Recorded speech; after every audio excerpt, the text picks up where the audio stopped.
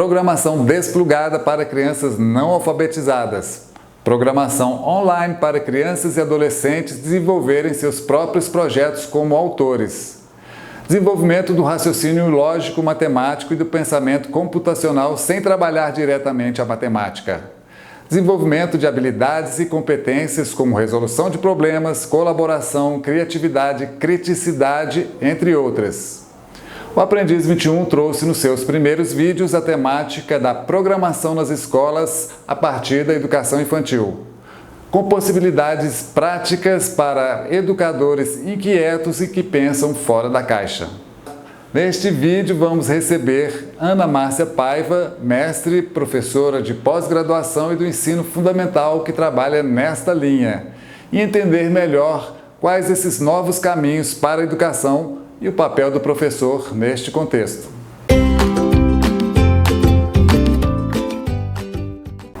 Olá pessoal, sejam bem-vindos ao Aprendiz 21, o canal da educação fora da caixa. E hoje batemos um papo com Ana Márcia, que é professora que atua na aprendizagem criativa e no desenvolvimento do pensamento computacional das crianças. Seja bem-vinda, Ana Márcia, muito obrigado pela sua presença aqui no Aprendiz 21. Bom, eu que agradeço o convite, prazer estar aqui com vocês. Bom, Ana Márcia, nós sabemos que hoje o pensamento computacional, o desenvolvimento do pensamento computacional nas crianças é algo muito importante, é algo que pertence a uma educação inovadora. Por que ele é tão importante no mundo de hoje? Bom, para a formação integral, né, do indivíduo, para ele atuar na vida pessoal dele, na vida profissional, ou ser crítico nessa abundância de informações, né, que nós temos hoje, o pensamento computacional ele fomenta essa criticidade, esse pensamento de criação de alternativas, né, e menos aceitação das alternativas que já estão postas, né? Como nós podemos relacionar o desenvolvimento do pensamento computacional com as competências básicas da BNCC? Bom, a BNCC, várias competências gerais da BNCC têm a ver com esse pensamento crítico, principalmente a quinta habilidade, a quinta competência geral, que fala justamente desse pensamento crítico, né? Mas existem outras competências também que falam da comunicação, da expressão, do saber lidar com isso, além das competências socioemocionais, que eu percebo muito de reconhecer como dono, né, daquela ação, daquele poder de criar as coisas, de criar alternativas, da relação com o outro, trabalho em equipe também, que é fomentado também por esse trabalho com programação, com pensamento computacional, de criar junto, né, ser colaborativo. Então, dentre várias habilidades de diversas disciplinas, se fala muito dessa comunicação, desse comportamento com relação à tecnologia, do comportamento nas redes, e o pensamento computacional trabalha com isso tudo quando ele cria, quando ele pensa em alternativas, quando ele pensa em soluções diferentes para uma mesma questão, né? Para o pensamento crítico de uma forma geral, a não aceitação das coisas como elas estão dadas. Pensamento crítico de uma forma geral, raciocínio lógico também, né? Com os pequenininhos, você pode trabalhar até questões que são trabalhadas como lateralidade, coisas muito simples assim, mas que de uma forma mais criativa, né? Que o aluno tende a aprender mais naturalmente, mais organicamente do que se você impõe uma determinada método para ele aprender, né? Bom, Ana Márcia, uma criança hoje de 5 anos de idade, ela vai estar com 25 anos no ano 2040, que nós não temos ideia do que será este mundo em 2040, com Big Data, algoritmos, inteligência artificial e todo o avanço tecnológico que há por vir. Que tipo de preparação que nós podemos oferecer para as crianças para que elas possam estar bem, né? Inclusive de forma socioemocional nesse mundo tão diferente do que é hoje, que gera tantas incertezas para a gente? As crianças precisam estar preparados para a mudança, né? Estar preparados para um mundo cheio de incertezas, né? E de possibilidades que o amanhã pode trazer, né? Mas então eu acho que o importante, que a própria BNCC cita alguns, né? A capacidade de criação, a capacidade de empreender algo, né? De ser flexível, mudar de rota se for necessário, né? O pensamento científico também e a busca da concretização das coisas, da criação de soluções, né? Da solução de problemas. Então, a gente tem que desenvolver essas habilidades do aprender sozinho, do ser autônomo para a aprendizagem também, né? Não esperar que alguém traga o conhecimento, mas buscar o conhecimento ou criar o conhecimento, né? Para estar preparado para as mudanças, porque as ondas, né, de mudanças, elas são cada vez maiores e mais rápidas, né? Então, há que se correr, não atrás, mas à frente delas, né? E isso também os professores, nesse pensar lá adiante, criar sempre coisas novas, experimentar uma coisa nova, isso é muito salutar, né? Você pensar, dessa vez eu vou fazer diferente, nesse ano eu vou fazer diferente, e vamos ter a participação maior dos alunos, vamos fazer invertido, vamos fazer de uma forma, né? Então o professor tem um papel importantíssimo nesse desenvolvimento dessas habilidades, porque a gente tem visto uma geração muito conectada, mas muito também infantilizada em alguns aspectos. Em alguns aspectos elas são donas de si e em outros elas são muito infantilizadas também, né? Tem sempre alguém protegendo ali, ela precisa estar pronta para enfrentar, né, o mundo que está aí, as profissões, os caminhos que ela tem que seguir. Eu digo sempre que no século XXI todos nós temos que ser aprendizes, né? Todos os dias. Todos os dias. Bom, Ana Márcia, você me falou que você trabalhou com as crianças e crianças muito novas nesse processo de desenvolvimento do pensamento computacional. É necessário trabalhar com o computador com essas crianças? Não é necessário. O computador, inclusive, nem é muito indicado para as crianças muito novas, né? Mas, de qualquer forma, o computador, ele é um acessório importante, uma ferramenta importante, mas com as crianças pequenas, eles sentem muita necessidade de interagir com os colegas e dá para se aprender muito apenas com esse contato, né? Ou com obstáculos, ou com lateralidade, ou com criação de um código próprio para as crianças, de trabalhar em equipe, de um completar a atividade do outro, tudo isso, trilhas, isso mesmo. Então todas essas atividades, elas não precisam, né, e podem ser trabalhadas em qualquer disciplina. Bom, Ana Márcia, você falou sobre programação. E nós percebemos que hoje a programação está sendo trabalhada com crianças e adolescentes nas escolas.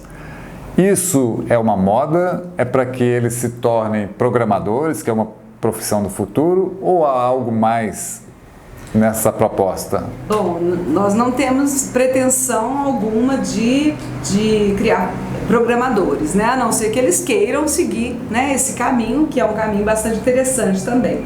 Mas o objetivo da programação, do pensamento computacional dentro da escola, é muito mais do que programar, né? Ele exerce essa habilidade de criar soluções, de trabalhar em cima dos próprios erros, né, de corrigir uma situação, e isso pode estar integrado com qualquer disciplina. A gente já trabalhou com crianças pequenas no Scratch Júnior, com as estações do ano, por exemplo. Então eles trabalham, eles pensam como que seriam essas estações, e aí eles trabalham com desenhos, né? Ou com setas, com caminhos, eles trabalham lateralidade, nas artes, eles trabalham, eles criam, por exemplo, uma cena de um museu de arte e fala sobre os movimentos artísticos. Então a gente pode integrar isso a todas as disciplinas, né? O próprio professor da disciplina pode trabalhar isso dentro da sua sala de aula, não precisa esperar ter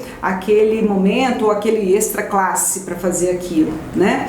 E eles podem integrar os conteúdos. E o legal disso tudo é justamente ele pensa no design, ele pensa em como ele apresentar o conteúdo. Para isso ele tem que pesquisar, ele tem que buscar informação, ele tem que selecionar as melhores informações, as melhores imagens, a melhor forma de apresentar o conteúdo.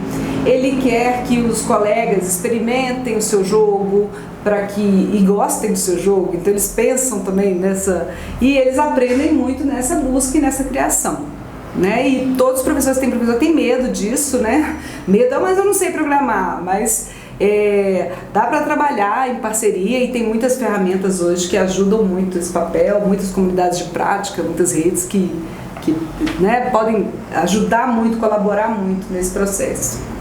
Bom, a programação era vista como alguma coisa de nerds, né, de especialistas, de pessoas muito técnicas. Hoje nós percebemos com o Code.org, né, a Hora do Código, com o Scratch, né, desenvolvido lá no MIT, que é acessível, né, a qualquer pessoa, crianças, adolescentes, jovens e adultos. É isso? Essas ferramentas foram criadas justamente para possibilitar essa democratização do pensamento computacional, né? Então, hoje eles usam blocos, ideias, tem vídeos que ajudam na condução desse pensamento, na construção desse pensamento, na lógica booleana, por exemplo, que às vezes é tão difícil de explicar lá em outros âmbitos. Por exemplo, então a computação em blocos hoje, até para crianças que não são alfabetizadas, já existem ferramentas como o Scratch Junior, por exemplo, para fomentar esse tipo de trabalho e com alguns desafios que levam a criança a se motivar a resolver, né? Ou seja, todos nós, professores, simples mortais, podemos experimentar a programação. Exatamente, podemos sim. E vamos nos divertir com isso também, por que não, né? Bom, Ana Márcia, nós percebemos que, de uma forma geral, as escolas, né, principalmente as redes públicas, ainda não estão com essa pegada, né, envolvente com a educação maker, com o desenvolvimento do pensamento computacional para as crianças e adolescentes, com a programação, né, e com a aprendizagem criativa. Qual a dica que você daria para esses professores e professoras, para essas redes, para que pudessem pensar um pouco mais sobre isso? Bom, a própria BNCC, ela veio para tentar dar uma sacudida nesse currículo certinho, né?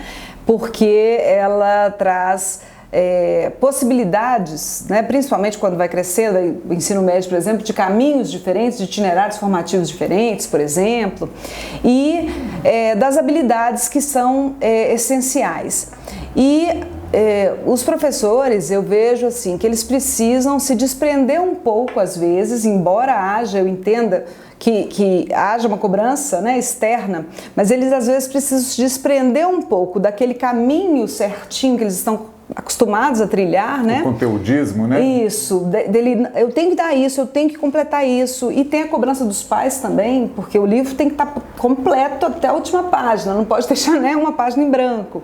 Então, eles precisam se desprender, precisam do apoio da escola para isso, né? Para que eles possam fluir um pouco mais livremente, para de repente trazer um conteúdo lá da frente, para integrar com uma outra disciplina que está trabalhando agora, ou criar um trabalho conjunto, criar outras formas, porque esse aprendizado, às vezes mais fluido, as pessoas tendem a pensar que foge das mãos, mas às vezes o aprendizado do final, né, da concretização de um projeto, por exemplo, ele pode se tornar muito mais rico do que aquele aprendizado na carteira, desenhando, escrevendo, que às vezes não é... o aluno não está inteiro nas atividades, né? Quando são atividades mais práticas, eles se envolvem mais, se engajam mais. Então, os professores precisam buscar, e esse ano, por exemplo, a gente teve uma beliscada assim para a gente mudar, né? E muita gente teve que se mudar, né, a sua forma de trabalhar de um dia para o outro. E como que a gente aprendeu nesse processo todo, né? Então a gente tem que dar abertura para o novo e aprender até sem ter esse beliscão, né? Tem que buscar esse aprendizado constante. Bom, Ana Márcia, nós percebemos então que a educação está passando por um processo de mudança profundo, assim como o mundo, né? Em que o papel do professor tem mudado muito também, né? Ele está saindo de um papel de transmissor, de segurança daquele conteúdo para algo que ele tem uma certa insegurança no trabalho. Como é que é esse papel, como é que é isso hoje na educação? Hoje o professor ele não é mais o detentor, né, do conhecimento. É lógico que ele tem toda a experiência dele, o estudo, né, a bagagem que ele traz, mas ele atua hoje, ele deve atuar hoje mais como um papel de facilitador da aprendizagem, né, de conduzir para um caminho que chegue aos objetivos e que faça com que os alunos busquem os conhecimentos necessários para chegar àquele resultado. E o papel também de mentor, de curador de conteúdo, porque muitas habilidades, né, relacionadas assim, à busca da informação, essa inundação de informação nem sempre ela é benéfica. Então o professor ele tem esse papel de orientar, de conduzir um pouco, de questionar de fazer as contraposições, né, dos conteúdos. Então tem que fazer um trabalho mais de facilitador dessa aprendizagem. Bom, Ana Márcia, eu quero agradecer muito a sua presença aqui no Aprendiz 21, o canal da educação fora da caixa, um canal que está preocupado com essa educação necessária para o século XXI, onde todos nós somos aprendizes. Muito obrigado. Muito obrigada, o prazer foi todo meu. Espero realmente que os professores busquem esses canais como o seu para buscar esse conhecimento, esse autodesenvolvimento e essa criação contínua todos os dias.